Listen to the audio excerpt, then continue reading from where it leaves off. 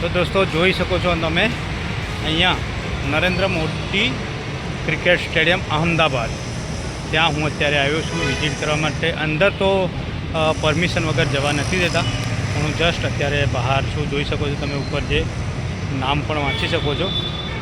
અંદર પરમિશન વગર જવા નથી દેતા. એટલે એક આપણા મિત્ર છે, એના સાથે આવ્યા છે.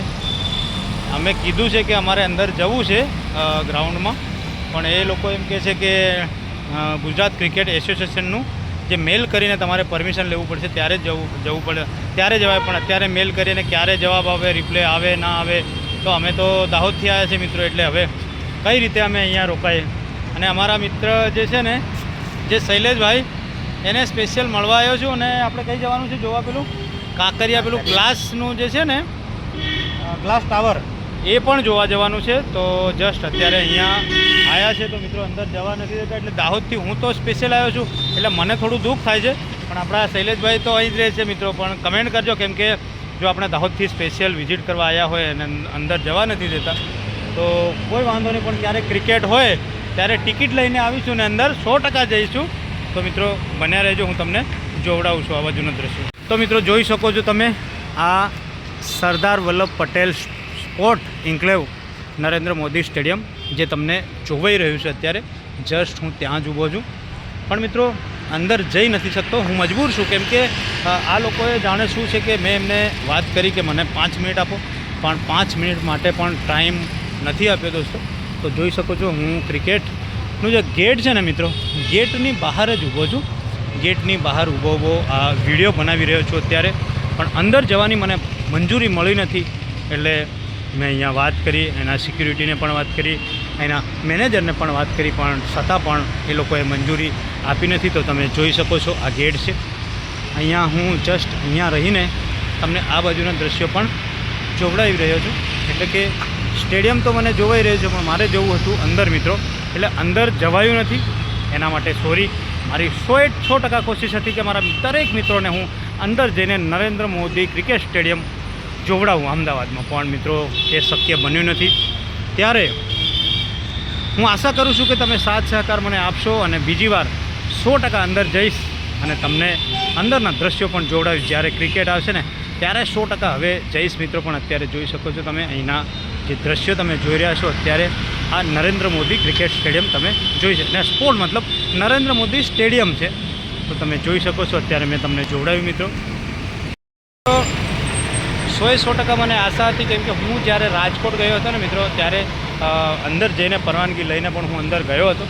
પણ આ લોકો જાણે શું છે મને એ ખબર નથી, પણ એ લોકો જવા નથી દેતા. મેં એમને વાત કરી, પ્રેમથી મેનેજરને વાત કરી, મેં એમના સિક્યુરિટીને પણ વાત કરી, પણ કંઈક કારણોસર જવા નથી દીધો અંદર.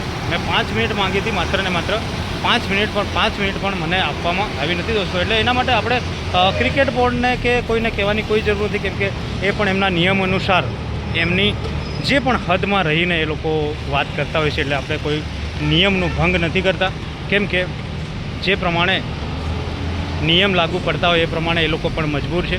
પણ હવે એ લોકોએ કીધું પણ તમારે જવું હોય તો ક્રિકેટ એસોસિએશનની પરવાનગી લઈને જાઓ તમે. તો એમને કીધું કે તમે મેલ કરો, તો મેલ કરીને તમે જઈ શકો છો. પણ મિત્રો મેલ હવે ક્યારે કરીએ અને ક્યારે એનો રિપ્લે આવે એ તો મને ખબર નથી, તમને ખબર નથી મિત્રો. એટલે સોરી, હું તમને અંદર જઈને જોવાડી ન શક્યો. પણ હું બહાર સુધી આવ્યો, ગેટ સુધી આવ્યો, અને તમે જોઈ શકો છો કે પાછળ જે બોર્ડ તમને જોઈ રહ્યું, ગેટ તમને જોઈ રહ્યું, પાછળ સ્ટેડિયમ પણ મેં તમને અત્યારે ઝૂમ કરીને જોવડાવ્યું છું મિત્રો. તો લગાતાર કોશિશ કરીશ. અને મારે પણ પેલું જે છે ને ગ્લાસ ટાવર, ત્યાં જવાનું છે ને, એટલે મિત્રો હવે અહીંયાથી હું નીકળું છું, કેમ કે વધુ પછી વધારે મોડું કરવામાં હવે અંદર જવા તો નથી દેતા, એટલે પછી વધારે આપણને મોડું થાય છે. અને આપણા મિત્ર શૈલેષભાઈ છે એ અહીંયા ઊભા છે. હું એની સાથે જ આવ્યો છું. આખો પૂરો દિવસ શૈલેષભાઈ સાથે આપણે આજે ફર્યા છે.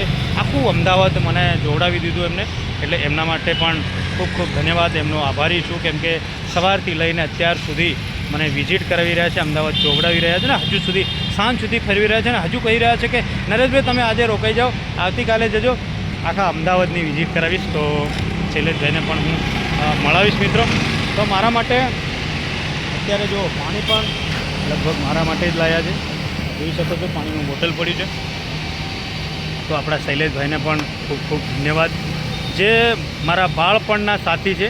અમે લગભગ હાઈસ્કૂલનો અભ્યાસક્રમ સાથે કર્યો છે ને આજે પૂરો દિવસ મને હું જે રીતે આશા કરતો હતો ને મિત્રો એનાથી પણ વધારે બેસ્ટ રીતે મને આખો દિવસ ફેરવ્યો છે. છતાં પણ કહી રહ્યા છે કે નરેશભાઈ આજનો દિવસ રોકાઈ જાઓ, કાલે જાઓ, પણ હવે મારે પણ ઘરેથી કહીને આવ્યો છું કે સાંજે જતો રહે, જેના લીધે હજી અમારે પેલું ટાવર જોવા જવાનું છે, એના હિસાબથી પણ અત્યારે વધારે ટાઈમ નથી અને પરવાનગી મળી નથી મિત્રો. તમને કીધું પણ હું રાજકોટના સ્ટેડિયમમાં 5 મિનિટ માટે ગયો હતો, એટલે એ પણ વાત કરી પણ એ લોકોએ છોરી કીધું, એટલે કોઈ વાંધો નહીં, કેમ કે આપણે નિયમનો ભંગ પણ કરવા નથી માંગતા મિત્રો. એટલે બસ અત્યારે આટલું જ. ફરીથી તમને જ્યાં પણ જાઉં ને તો મિત્રો આજે હું વિડીયો ચોક્કસથી બનાવીશ. Bye bye.